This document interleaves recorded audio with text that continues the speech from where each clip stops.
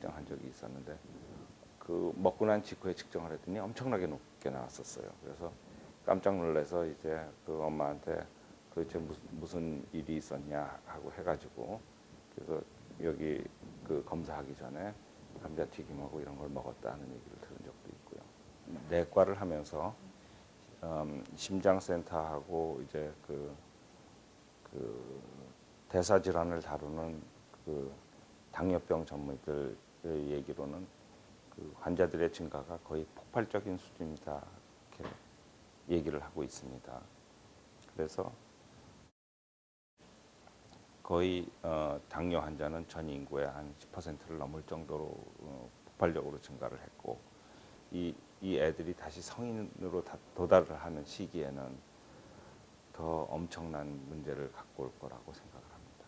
한 20년 뒤 정도를 생각을 하면은 그 환자들이 다 비만이 컨트롤되지 않은 상태로 성인이 될 경우에 그 당뇨나 심장병 같이 그 여러 가지 질환들을 갖다 앓게 되는 경우를 가정한다면 그 우리나라의 장래가 정말 걱정될 정도로 그렇게 여러 가지 환자가 많아질 것이다 하는 걱정을 하고 있습니다.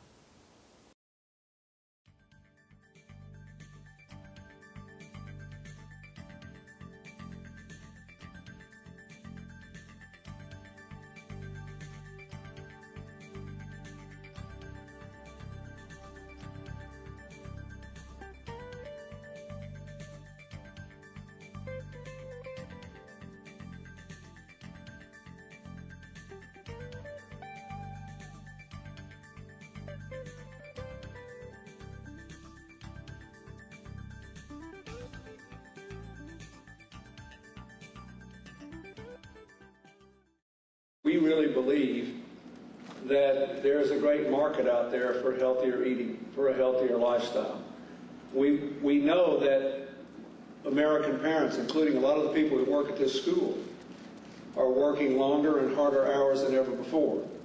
That's why almost half the American food dollar today is spent eating out, and an increasing percentage of that dollar in the so-called fast food places. Hi, and welcome back.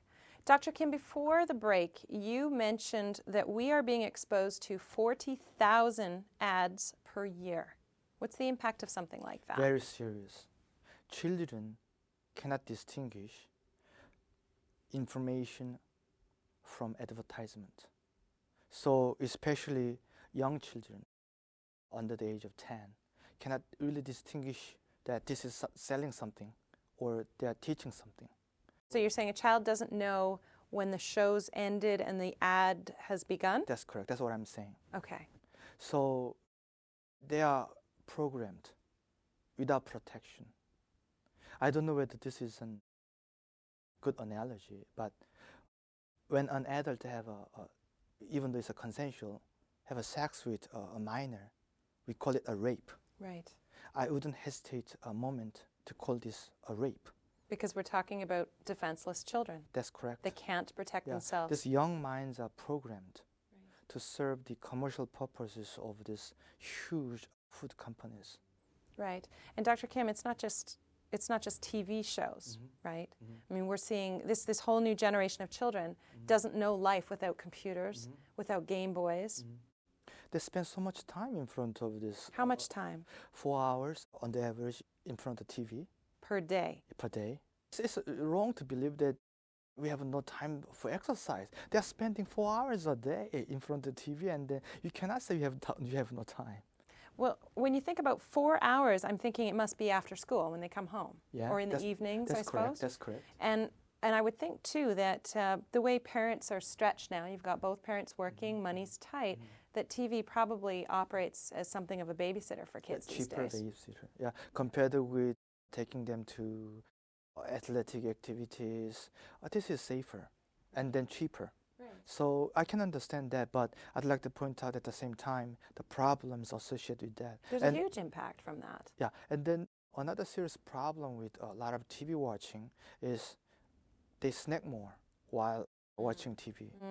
Right, so they're eating more. And they're probably reaching for things that contain the fructose and the palm oil. Yeah, and salty Salt. foods, yeah, salty snacks. Right. And then at the same time, they are constantly being stimulated with this advertisement.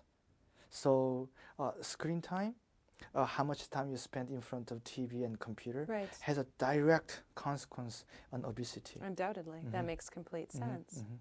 So when we think about, the parent's perspective, because obviously computers play a role as being educational as well. There's reasons for kids to be on the computer. Parents are stretched. How do we, as parents, do something about this with our children? How do we control their time without having a massive rebellion on our hands? We all know that we parents these days are very reluctant or less willing to confront children. Right. And why is that, Dr. Kim? I think it's a social trend. Right. So we are less confronting. So less boundaries And then for our children? yeah, for the last 50 years, so-called child psychology Right. led us to believe that we should not confront them, we should not discipline them. So basically, what we are looking at is a generation of overindulgence with a lot of freedoms, a lot more freedoms than we had when we were children. Right. So if they exercise their freedom in what kind of food they eat, Right. and how much they eat, when they eat. So we see a problem here. So, Dr. Kim, you said 4 hours a day is what children are generally spending in front of the television or the computer. So what can we as parents do to cut back on the amount of time that they're in front of the screen? We should reduce our TV watching time ourselves. So maybe set a different role model for them. And then what I usually recommend is absolutely no TV on Saturday morning. I can't even imagine the screams you'd hear in most households if you tried to pass that. It's very difficult because as parents, we are less willing to confront the conflict with the children these days. So you're not talking just about television, you're talking about generally. Especially the conflict regarding TV Right. watching is the most serious conflict, they say, that exists in the family. So parents are just kind of stepping back and letting their children Watch do what they do. Yeah, and these days there has been a debate. I think it's a very, very foolish debate. Is it okay to put a TV in children's rooms? And what do you think about that, Dr. Kim? Absolutely no. Yeah, I can tell before you answer the question. Yeah. So that's not good. So we should do at least reduce our own TV watching time. And then absolutely no TV on Saturday morning. That's going to make a big difference if you can get that passed in your household. Yeah, that's some difference.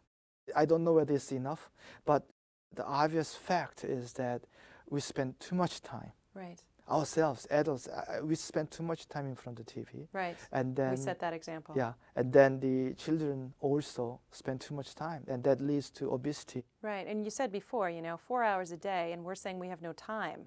We have no time to exercise. That's what we hear from adults all the time. Yeah, and the 4 hours you're spending in front of TV, and you say... Suddenly you have 4 hours to go out for a run or go play some tennis or whatever. But again, let me point out that it's easier said than done. Absolutely. Well, we have a lot of statistics that reflect exactly what you just said. So, Dr. Kim, we talked about so many different things that lead to obesity. We talked about some of these new ingredients in our food.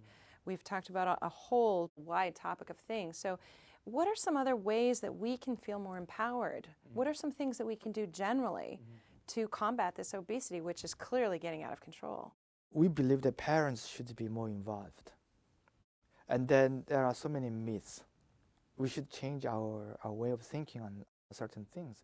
For example, people think if parents start using more influence, they are afraid that children are likely to get anorexia or bulimia.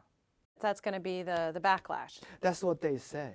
But we know that these two diseases, like anorexia and bulimia, even though they're very serious, this is a very rare diseases. Right. How rare? Very rare. 1 or 2 out of 100,000. And then it is limited to white and affluent classes.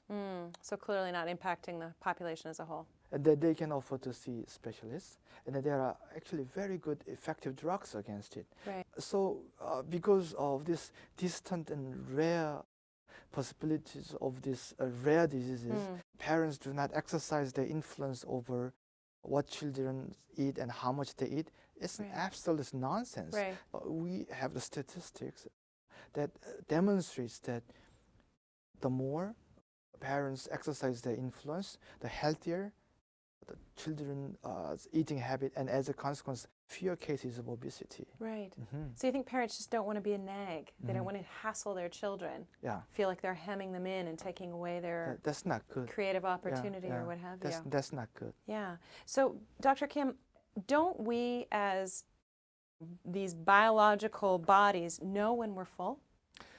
That's another myth. Unless we are taught, not many people know what is full. So we don't know when to stop eating generally, is That's what you're correct. saying. So if especially children are programmed to eat a lot of food Mm-hmm. for the rest of their lives, they don't know what it is to Right. be full. So Right. they keep on eating. Is there any way that we can overcome that? The best thing is not to start that wrong Right, idea right. of being full. Actually, once you have that habit, it's very, very difficult to change it. Right. So you're saying, for new parents, start out on the right foot. Now, what about for parents who have kids who are already in these processes, Oh, doing this? Yeah, one study that is quite frightening is once children reach the age of 10, it's too late. What that study says is that before the age of 8 and 9, that's the moment where our parents' influence or our nagging or Right, whatever. right, But after 10, they say it's too late. right. So you've got to get them in that window. You've got to be able to be a parent that's interacting with your child in a way that you can work with them and helping to educate them differently. That's correct. So you're saying that we don't know when we're full, and we hold back on hassling our children because we want to be tolerant and give them all these freedoms. What about our school system? I mean, surely when kids are going to school, they're having an opportunity to run around the field, and Yeah. isn't that helping? Parents believe or want to believe that when we send our children to school, Right. the school will take care of these physical activities. But see what happens in California. They removed most of the budget for physical education. And then school, on the other hand, they want to believe that these physical activities are taken care of by parents. So it's the ultimate pass the buck syndrome then. that's correct. Parents So, think the schools are doing it, the schools think parents are and doing then it. the parents should be more involved in physical activities and cafeteria activities in school. Right. So we cannot really pass the buck to school anymore. Right, because what are cafeterias serving, by the way? What kind of food do they serve? Oh, it's nice to know that there are some changes these days, but mostly highly unhealthful foods. Yeah, French fries, Right, of pizzas, course. Yeah. and So fast food. soft drinks. Right. These fast food chains quite successfully made an inroads in the cafeterias of the public school system. Of course, the key word there is again customer loyalty. Right. They should start earlier, but the problem is they are successful there. Right. Yeah, they're making money, so Yeah. it's working. Yeah, and then the children become accustomed to this fast food, and they grew up with a wrong idea of what the right food is. Well, and I was just going to ask the question, and you're just segueing into that. Don't we naturally know what we should eat? We are supposed to. Yeah. Don't we But, yeah, crave what yeah, our but body the- is actually Yeah, requiring? but if we are bombarded with this wrong foods, Right. since when we are very young, Uh-huh. that natural ability to choose Right. or to crave for the right food, that ability itself is Right. weakened. Right. So the program is set from when we're a child. So we can no longer know that actually right now I'm low in a particular nutrient and I need to eat broccoli or I'll crave broccoli. Yeah, for example, such high calorie food and then meat, Right. this highly saturated fat. There are studies that say that once people begin to taste those foods, Right. they keep on craving for Right, that. right. Yeah. So you set a tone. So that kind of proves what I just mentioned, Right. that we may be losing our own ability to crave for what we need. What naturally Yeah, we need. yeah. We are going against that natural protection we have. Right. Is there any role in here for artificial sweeteners? Yeah. Artificial sweeteners are actually, they're just artificial, and then quite contrary to what we believe, that's a very unhealthful product. So it's not actually going to benefit us if we're cutting out our high fructose corn syrup and replacing it with Splenda or one of these other sweeteners. Yeah, it is not a substitute for sugar. It is not a substitute of high fructose. Right. It's just another food additive. Right. It's just fooling our taste buds then. It is very unhealthy. Right. So that's not the answer. Okay. So we want the answers. We want to know what we can do differently. Give us some ideas. How can we start to take the power back and start to become, in the driver's seat of this issue? What can we do, Dr. Kim? I should mention again, the parents should get more involved. Right. So get involved. If you're a parent, you're watching this, get more involved. And then parents should be more involved in the physical activities themselves. So become that role model. Yeah, there's a definite statistical correlation between the obesity of parents and obesity of children. Definitely. Yeah. That makes sense. So physical activities, that just runs through the generations. Right. Right. And then eating habit should be changed definitely. What I would really like to emphasize here is we should do more home cooking.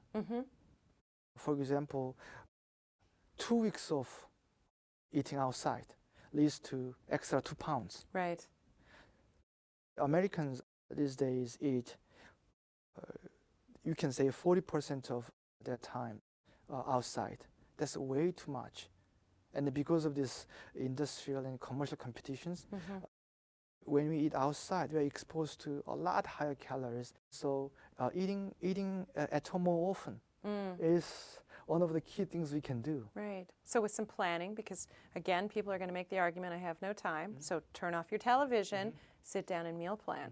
And then when mothers begin to cook more often, they themselves become more conscious of what health food should be. Right.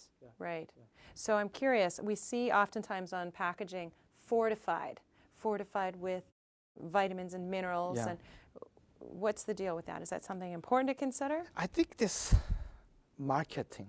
So they fortified vitamins, very, very minor amount. Right. Yeah, ignorably minor amount. But that allows the company to make health claims. Right. So just because they added the minor amount of vitamins, they can say, this food has this is health benefits, while at the same time they are shoveling sugars and fructose in the same food. Right. So it's kind of the bait and switch.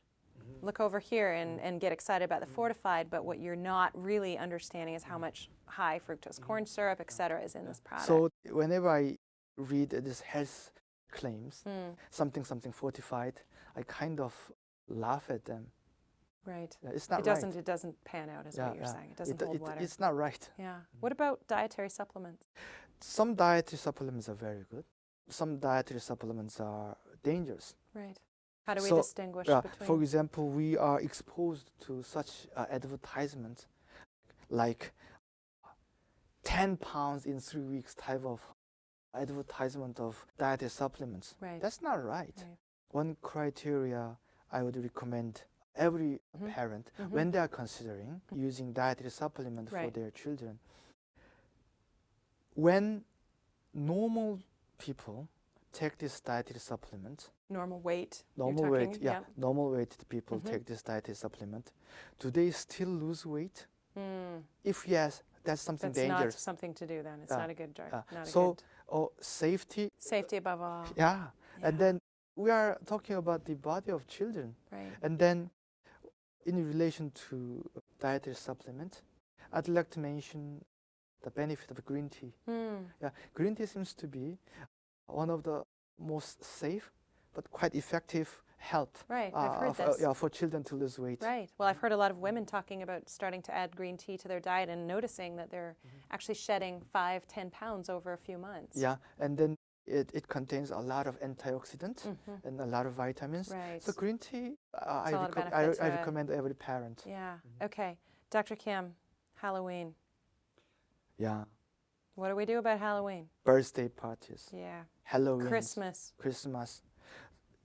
These kind of sugar blasting occasions. Sugar blasting. Sounds apt.